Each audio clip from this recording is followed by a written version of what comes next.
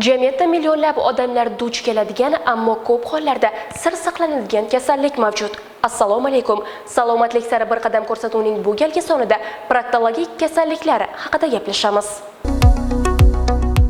Proktologiya jamiyatda tilga olinmaydigan muammolardan biri. Shu boisdan ham xalqimiz orasida bu muammo bo'yicha savollar talaygina. Bugun biz shu savollarga javob topishga qaror qildik. Suhbatimizda esa Endomed klinikasi shifokori. Assalomu alaykum. Alaykum assalom. Proktologiya xizmati juda bir nozik sohalardan bittasi bo'lib, bunga to'g'ri ichak ham yo'g'on ichak kasalliklari kiradi. Yo'g'on ichak odamda 2 metrgacha bo'ladi, to'g'ri ichagimiz shuning ichida 15 santimetrgacha bo'ladi. Ko'pchilik uchraydigan kasalliklar bu to'g'ri ichakda uchraydigan kasalliklar. Bularni endi sanab o'tadigan bo'lsak, shu sfinkter hojatga chiqadigan sohada 7 xil kasalliklar bor. Buni odamlar tushunmasdan qanday bir nojo'ya sezsa shu sohada buni gemoroid deb aytaveradi. Lekin gemoroiddan tashqari yana 6 xil kasal bor. Buni o'tkir paraproktitlar, surunkali paraproktitlar, oqmalar, anal yoriqi, treshina deb aytamiz, poliplar, papillitlar, bular hammasi ushbu soha bo'ladi. Bu proktologiya xizmati 1964-yilda Soyuz holatida 420-buyruq bilan birinchi marta qabul qilingan bo'ladi. Eng bir yosh jarrohlik sohalaridan bittasi. Men bu sohani 51 yil qilaman. Meni ilmiy ishlarim hozirgi Samara shahrida, keyinchalik Moskva shahrida bularni tugatgandan keyin kelib 86-yilda Xorazmda proktologiya bo'limini ochganmiz. Ana o'shandan boshlab Xorazm viloyatida juda katta rivojlanishlar, ko'p jarrohlarimiz qiziqib shu ish bilan shug'ullanadigan bo'lib qoldilar. Bu juda ham quvonarli. Hozir deyarli juda ko'payib ketdi proktologlarimiz. Bunga xursand bo'lishimiz kerak. Chunki bu sog'lom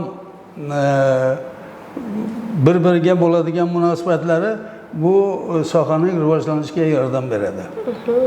Endi odamlar o'rtasida bu gemoroymi, boshqa bu kasalliklar sohasida bular tezda vrachga, mutaxassisga murojaat qilishmaydi. Chunki bular shunday bo'lishi mumkinmi, boshqami, qisman uyatli soha bo'lgani uchun ham vaqtida doktorga murojaat qilmagandan keyin ayrim kasallar juda bir me'yordan o'tib ketib keyin uni davolash zaruriyatlari paydo bo'ladi.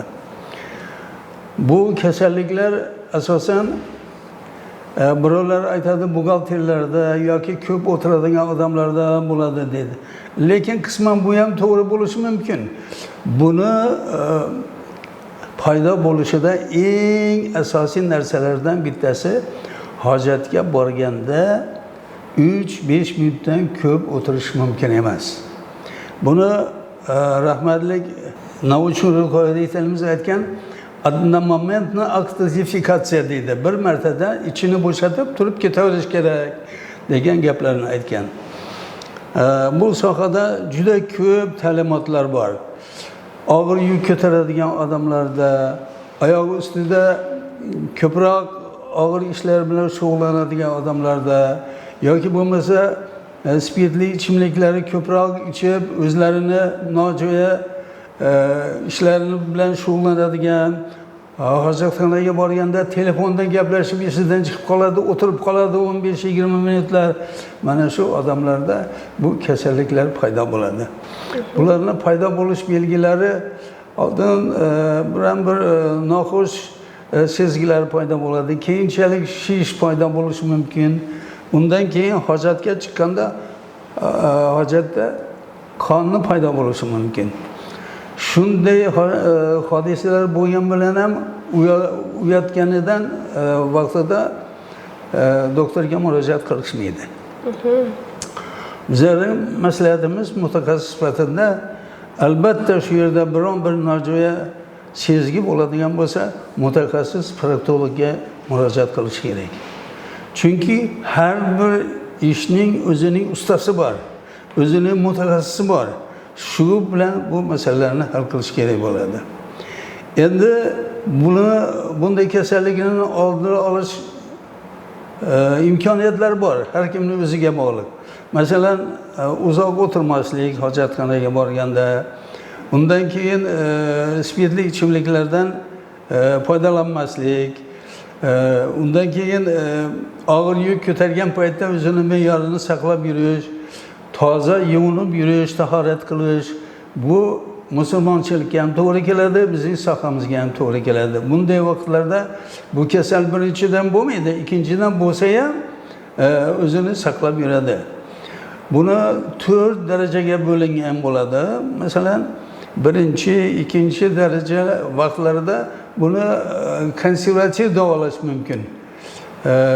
Har xil svechalar bor, undan keyin vannalar bor,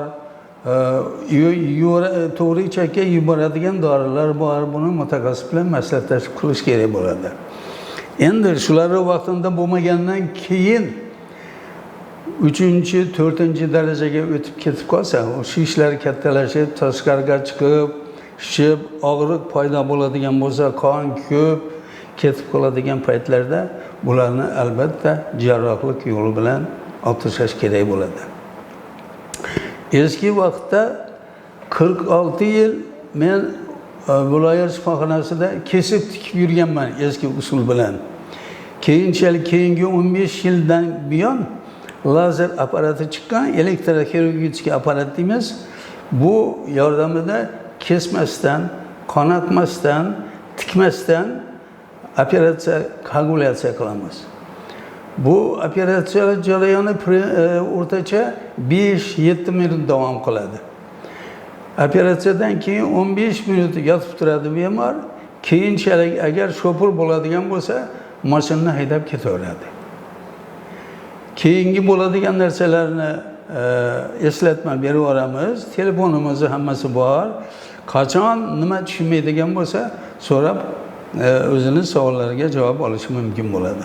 Ushbu proktologik kasalliklarni aynan xalq tabobati usulida davolash ham mumkinmi? Albatta.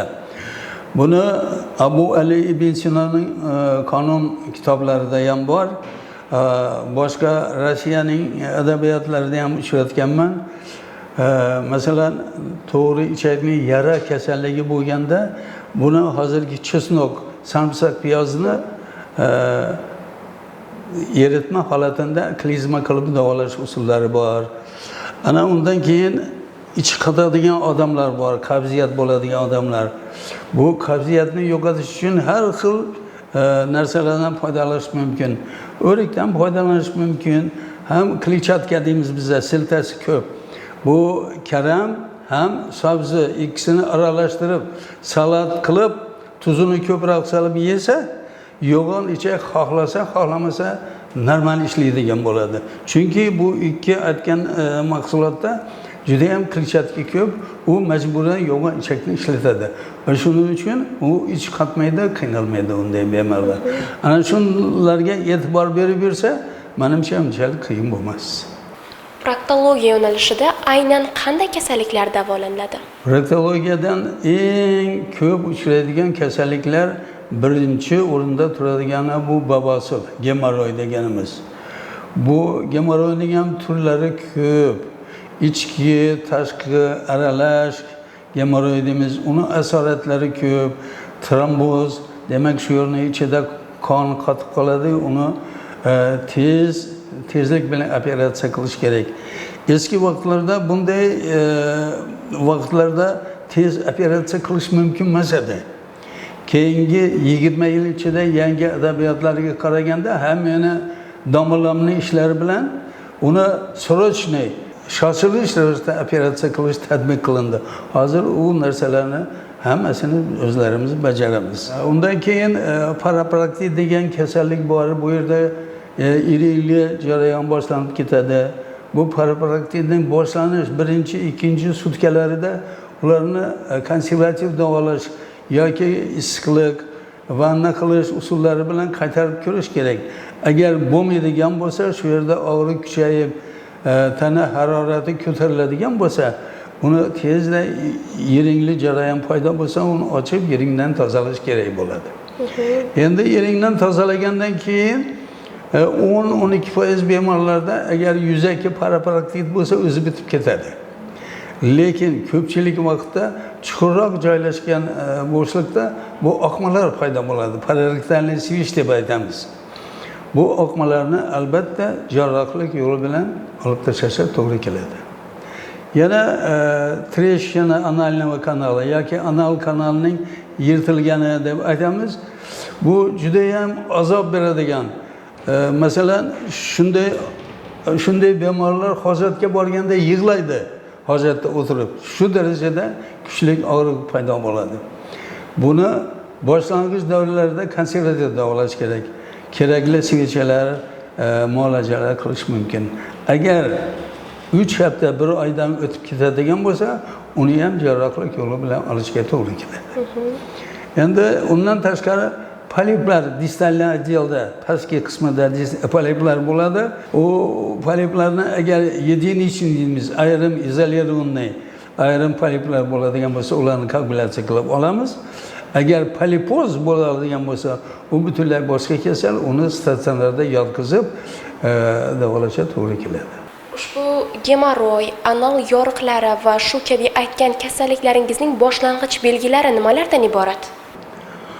Masalan, gemoroyning boshlang'ich belgilari eng birinchi xuddi shu anal sohasida biron bir narsa qichma paydo bo'lganday bo'ladi, bemor e'tibor bermaydi, o'tib ketadi. Ana undan keyin yuraveradi, keyinchalik shish paydo bo'lishi mumkin. Bu qanaqa shish ekan? Unda ham e'tibor bermasdan yuraveradi, doktor kelmasdan. Keyinchalik qon paydo bo'ladi. Qonni ko'rgandan keyin ham qo'rqib boshqa birovlardan, yaqin odamlardan so'raydi, "Ey, qo'rqma" deydi, "Bu yaxshi bo'lib ketadi, palonchi pistonchi mana yuribdi-yu" deydi. Shu bilan o'zini qiynab yuraveradi. Keyinchalik 3-stadiyaga o'tsa, demak, og'riq kuchaysa, shish kattaysa, qon ko'p ketadigan bo'lsa, uni albatta operatsiya qilishga to'g'ri keladi. Endi paraparatitda bu yerda qattiq og'riq paydo bo'ladi, shish paydo bo'ladi, qizarish paydo bo'ladi. Paypaslab ko'rganda infiltrat deymiz bizda, qattiqlik paydo bo'ladi. Bu paraparaktit kasalligi. Bu demak shu yerda yiringli jarayonni paydo bo'lish jarayoni deb aytamiz. Buni albatta yiringini chiqarib, tozalab operatsiya qilish kerak bo'ladi. Anal yorig'i bu xuddi bir narsa yirtilganda birdaniga bo'ladigan kasallik bu. İçi 3 gün, 4 kunlab hojatga chiqmaydigan, ichi qatadigan odamlarda bo'ladi. Yoki bo'lmasa biron bir sabablarga ko'ra travma bo'ladigan bo'lsa, bo'ladi, yirtiladi. Buni aytganimizdek, boshlang'ich davrlarda konservativ davolash mumkin bo'ladi. Keyinchalik esa agar bo'lmaydigan bo'lsa, 1 oydan keyin uni operatsiya qilib davolash kerak bo'ladi. Qanday turmush tarzi ushbu kasalliklarning rivojlanishiga imkoniyat yaratishi mumkin? Birinchidan, odam har bir o'ziga e'tibor berish kerak. Birinchidan, to'g'ri, sog'lom turmush tarziga e'tibor berish kerak. Ich qotmasligi, normal holatda chiqishi uchun u normal ovqatlanish kerak vaqtida. Kerak bo'ladigan bo'lsa, ko'katlardan, bu narsalardan ko'proq foydalanish kerak bo'ladi. Yuqorida aytib o'tganimizdek, uzoq o'tirib qolmasa, u kasallik bo'lmaydi. Yana undan tashqari shunday ishlar bor, oyoq ustida o'tirib 40 kilo, 50 kiloni ko'tarishga majbur bo'ladi, shunday ishlar. Ana shu vaqtda ehtiyot bo'lish kerak. Imkoniyati bo'lsa 2 ga bo'lib ko'tarish kerak yoki bo'lmasa boshqa bir yo'lni qilish kerak bo'ladi. Bemorlarimiz xafa bo'lishmasin. Ko'pchilik spirtli ichimliklardan ko'proq ichib, nima qilganini bilmaydi-yu, haligi ichi qotib qoladi yoki bo'lmasa ichi suyulib ketadi, bir marta chiqish o'rniga kuniga 3-4 marta chiqadigan bo'ladi. Mana bu nagruzga albatta gemoroyga olib keladi.